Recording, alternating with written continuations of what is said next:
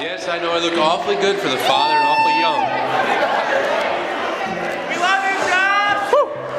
Woo. Okay, so Dad came to me Wednesday and he said, so he was uncomfortable to ask and didn't even want to. He said, so I was going to do a speech at the wedding, but in case I get emotional, can you cover it for me? I said, so what are the odds of that? And he said, I said, okay, I got it. So now I believe that I'm supposed to talk about Brandy and Blake. Naturally, I believe the first word that comes to mind is Sweets. Brandy has had many nicknames over the years, but Sweets has stuck the longest for me. I could sum up Brandy pretty easily. Her entire life there was always something to do, and she was always doing it. If there was somewhere to go, she was going. Well, except to the farm. She didn't work there. Josh will agree that she was charmed by being the youngest and somehow managed to find her way out of the work most of the time. That's where I come in. But when she couldn't find an excuse not to be there, she always loved being woke up with the singing, "Rise and shine, it's morning time." That's the worst you'll ever hear. You see, it was through volleyball that Brandy met a young woman in high school from the city. Yes, the city girl and the country girl. Two girls that could not have been more opposite. This girl is what took Brandy to Lindenwood University, where these two girls formed an unbreakable bond with other teammates. I was lucky enough to bribe Brandy into being my roommate at Lindenwood by telling her I would do her laundry, which we all now know that never happened. Brandy, you are an incredible friend, not only to me, but to every girl sitting at this table. Your compassion for others, generous heart, and joyful spirit are my favorite things about you, besides the gooey butter cake, because who can pass up the sweets?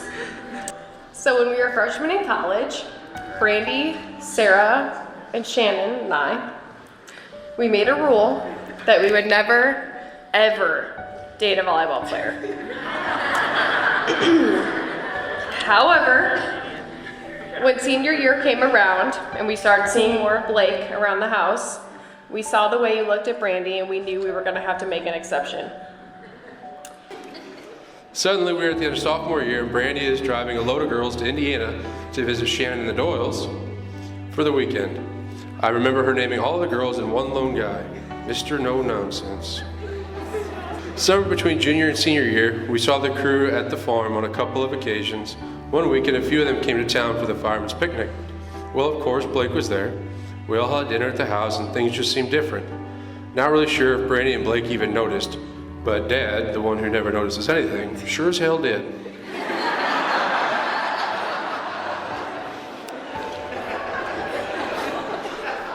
He says, I can remember asking Faye why in the world those two weren't dating. Good thing within a couple of months they were, because here we are tonight. Their love story is not mine to tell, sure as hell ain't mine personally.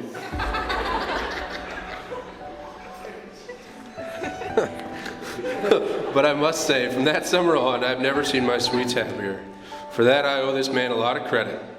Tonight, we proudly gain a new family member and a true gentleman, a man with a kind and compassionate heart. So please, everyone raise your glass to the new Mr. and Mrs. Koppel. May your life together be filled with love, laughter, and a whole heck of a lot of nonsense. I found you.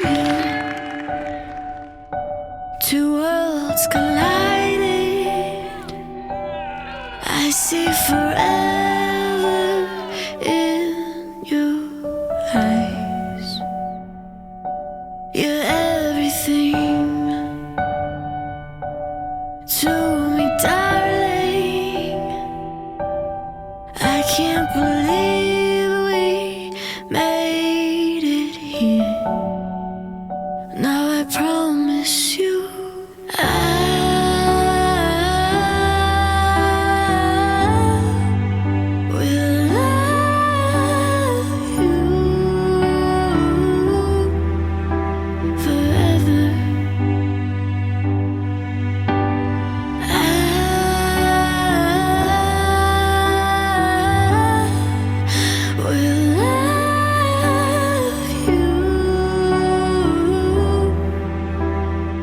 together.